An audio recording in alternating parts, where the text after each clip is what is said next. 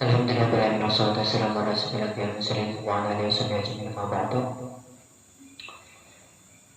Yang saya hormati Ustaz Al-Fariki dan yang saya sayangi anak-anakku semuanya.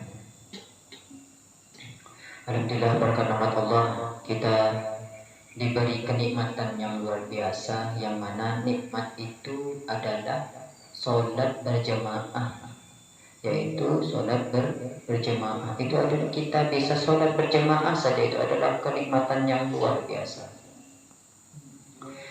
Karena kenapa?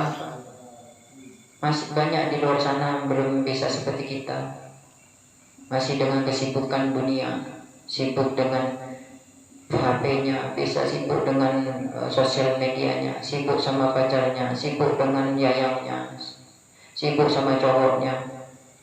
Alhamdulillah kita saat ini berada di dalam pondok, bisa sholat berjamaah. Alhamdulillah.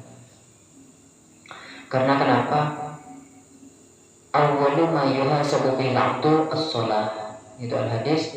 Jadi paling pertama kali dihisab itu adalah sholat. Awal ma yuhasabu bil 'abdu as-shalah. Jadi pertama kali yang pertama kali amal yang dihisab itu adalah sholat. Itu. Pertama kita takbiratul ihram. Allahu akbar. Kabira walhamdulillahi subhanallahi wa bihamdihi. Inni wajjahtu wajhiya, ya Allah, inni wajjahtu wajhiya menghadap kepada ya Allah, wajhiya dari atas samawati wal ardh. Inna sholati wa nusuki wa mahyaya wa mamati lillahi rabbil alamin. Inna sholati, sungguh salatku ya Allah, wa mamati dan kehidupanku. Inna sholati wa nusuki wa mahyaya wa mamati lillahi rabbil alamin. Hidupku, matiku hanya milik Allah. Sampai berada di dunia, rajin-rajin sholat berada di dunia. Karena anak soleh itu bisa pengaruh besar kepada kedua orang tua. Apalagi kalau sudah meninggal, orang tuanya meninggal. Misal contoh, orang tuanya meninggal, anaknya ahli maksiat. Yang sakit siapa? Orang tua. Nanti jangan mentang-mentang, oh anak saya sudah dimondokkan, oh anak saya sudah tahu ilmu. Jangan dilepas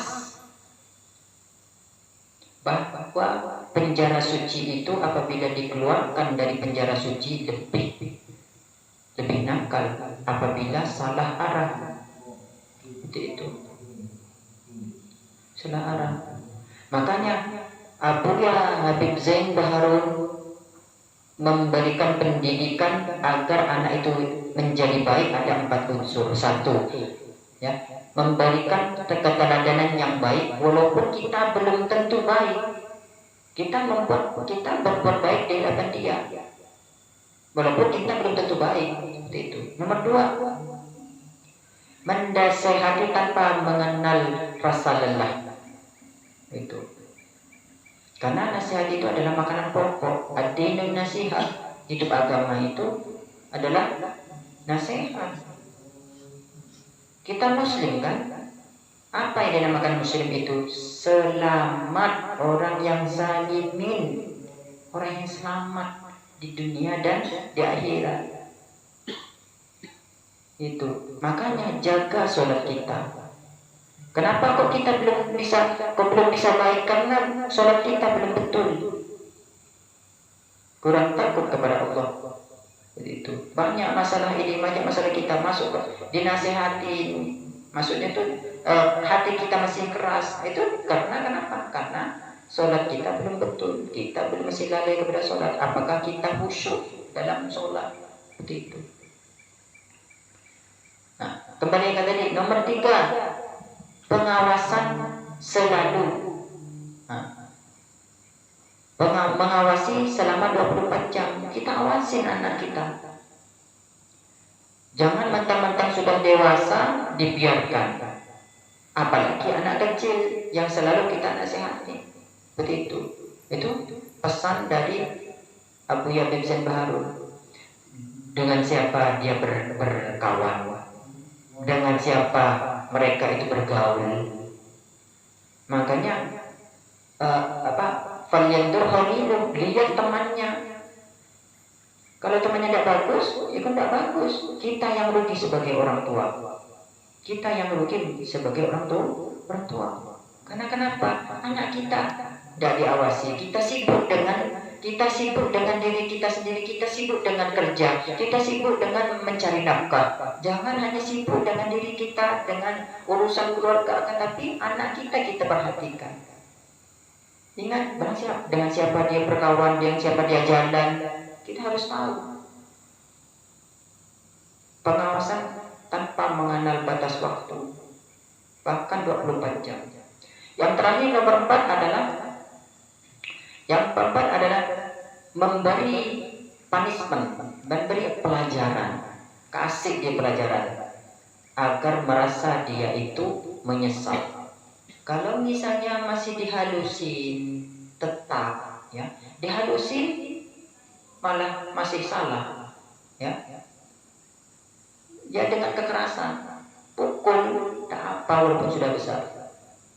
Berarti itu 4 unsur dari Abu Yazid Baharun.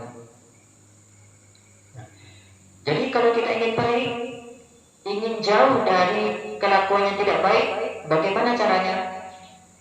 Menjaga sholat, ketakwaan kita. Kalau wah saya masih muda, belum bisa menjadi orang yang bertakwa. Kata siapa? Belum bisa. Bisa. Yang penting kita sholat 40 hari kita sholat ya. Berjemaah dengan tidak meninggalkan takbiratul ihram pertama. Seperti itu. Maka kalian akan dijauhi dari kemunafikan. 1. Nomor 2, kalian akan dijauhi dari apa? Dari api neraka. Jiwa kita bisa berubah, ya, malas-malasan. Itu tidak bisa. Kalau misalnya kita kalau kita terdengar pernah melakukan salah, hablum minan nas. Nah, kita punya salah kepada sama manusia, punya makan makanan haram, otomatis darah kita ini tercampur dengan barang haram. Berarti neraka itu cepat untuk mendidihkan, untuk membakar jiwa kita. Makanya setan cepat masuk ke dalam darah kita. Masa darah kita mau dicongkel, mau dioperasi, mau dibuangkan, lalu sudah menjadi tulang belulang kok. Caranya gimana? Itu paksa kita untuk sholat 40 hari dengan berjamaah tanpa meninggalkan takbiratul ihram pertama. Harus dapat takbiratul ihram pertama. Usaha. Kalau misalnya Ustaz, Buya, kalau misalnya saya ketinggalan, minta tolong sama yang ada, minta tolong ya kawankan saya sholat, gitu. Ustaz, kalau misalnya punya istri gimana, istri haid, sudah kita ke masjid. Bahkan orang yang selalu ke masjid aja termasuk dapat naungan di antara naungan Allah nanti di surga. 7 golongan kan itu. Bahkan orang yang meninggalkan sholat ada 15 macam. 6 ketika mau meninggal, 3 pas kala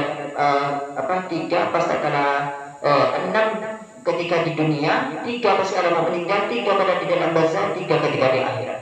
15 macam orang yang meninggalkan sholat. Yang pertama, akan dicabut tanda kesolat kita, wajah kita suram. Kalau orang yang sudah bertakwa kepada Allah, nampak, melihat kepada kawan-kawan itu, oh ini munafik, oh ini nampak sekali, bisa dilihat. Begitu. Makanya hati-hati kalau bila ketemu dengan orang yang bertakwa. Kalau kita sama-sama bertakwa, oleh Allah akan tutup aib kita. Seperti itu. Dan kita tidak akan mendapat amal kita tidak akan diangkat ke langit. Lalu doa dari orang tua, doa dari umat muslim tidak akan tersampaikan kepada orang yang meninggalkan sholat. Bahkan imam kita ya, 2 sholat 5 waktu ditinggalkan secara sengaja, tidak dikodok ya, udah keluar dari Islam. Na'udzubillah. Lalu doa kita tidak akan diangkat ke langit. Tadi amal kita, sekarang doa kita tidak akan diangkat ke langit. Apa yang kita ibadahkan tidak akan diberi pahala, percuma kita. Makanya jaga ya. Bahkan apabila kita menjaga sholat, menjalani siratal mustaqim seperti kita menyambar. Dan kalau kita menjaga sholat nanti kita menerima kitab dengan tangan kanan. Kamu tahu enggak? Pas tatkala langit pecah, ya, pas tatkala langit pecah, itu kita bingung nanti ya menyafiru min ayyin ayyi wa yusabbu wa min kulli bin yawmin sabbayuni. Setiap orang itu sibuk dengan arwahnya. Lari yang pertama yafiru mar'u min itu lari min abi dari abahnya, lari dari ibunya, lari dari istrinya, lari dari anaknya. Di kulli bin yawmin sabbayuni. Padahal itu sibuk dengan apa? Takut dengan apa kita? Apakah kita menerima kitab kita dengan tangan kanan? Itulah yang kita takutkan. Seperti itu. Apakah dari kiri? Bahkan ada yang bilang menjadi siratal mustaqim itu terbelah 7 kali dari rambut biasa. Udah seperti apa? Belum ya sekali menginjakkan kaki langsung selamat. Kalau misalnya masih kena gunting, kena macam-macam cobaan yang ada di situ. Lalu ketika meninggal dalam keadaan lapar sekali, meninggal dalam keadaan haus, walaupun yang ada di lautan kamu minum tidak akan bisa menghilangkan haus tersebut. Lalu meninggal dalam keadaan hina, na'udzubillah. Seperti itu. Banyak kejadian di kitab Al-Kisah, kisah itu diceritakan, oh ini meninggal dalam keadaan ini. Karena kenapa? Sholat ditinggalkan. Wa ma khalaqtul jinna wal insa illa liya'budun. Kita Allah menciptakan jin dan manusia untuk menyembah kepada Allah. Seperti itu. Makanya, wa may yattaqillaha yaj'al lahu makhraja. Mau meyakinkan siapa yang bertakwa kepada Allah, semua urusan kita akan digampangkan oleh Allah. Dan semua kesumpukan kita sumpah. Kenapa kok kita sumpah? Memang artinya dia mengatakan artinya terhubung dengan dunia itu memang tempat kesumpahan. Loh, gimana agar kita tidak sumpah? Sholatlah dua rakaat kepada Allah, sholat sunnah ngada kepada Allah. Sholat itu adalah doa. Pastikan kita sujud, subhanallah, Maha suci Allah yang maha tinggi. Sebagai duduk di antara dosa di Rabbil Fili, ya Allah ampunkanlah dosaku. Wajibuni warfa'ani dan angkatkanlah derajatku. Seperti itu. Kembali. Lalu 3 pesakana berada di alam kubur. Berada di alam kubur itu Allah sudah menyediakan ular untuk menggigitnya sampai tulang belulangnya itu hancur. Nanti kembali lagi hancur lagi. Dililit dengan ular. Setelah itu disiapkan api neraka, yang mana api neraka itu dibolak-balik siang dan malamnya dibolak-balik bagaikan sate. Seperti itu. Hati-hati, jangan sampai meninggalkan sholat. Lalu 3 pesakana di akhirat, Allah akan memberikan rantai yang panjangnya itu 70 dirham, masukkan ke mulutnya, dikeluarkan ke duburnya. Lalu setelah itu diseret. Inilah orang yang meninggalkan sholat. Seperti itu. Setelah itu Allah memandangnya dalam keadaan murka, dan yang meninggalkan sholat tidak akan mendapatkan cahayanya Allah, tidak bisa melihat Allah. Kalau imannya kecil, kita bisa melihat Allah bagaikan bintang. Kalau iman kita kecil, kalau kita iman besar bagaikan melihat matahari. Kalau paling besar itu bagaikan bertatap muka. Seperti itu. Tidak akan disucikan oleh Allah. Makanya jaga sholat kita. Waktunya sholat, jangan tidur. Waktunya tidur. Waktunya bangun. Kalau kita malas, kalau malas beribadah itu dikhawatirkan dalam dirinya itu terdapat makan yang haram. Harus dijaga, harus paksa untuk menghilangkan semuanya. Kenapa kita masih suka kegundahan, kesedihan, masih suka kepada maksiat, masih suka kepada kelakuan yang tidak baik?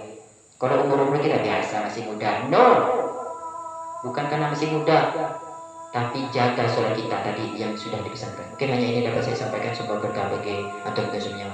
Assalamualaikum warahmatullahi wabarakatuh.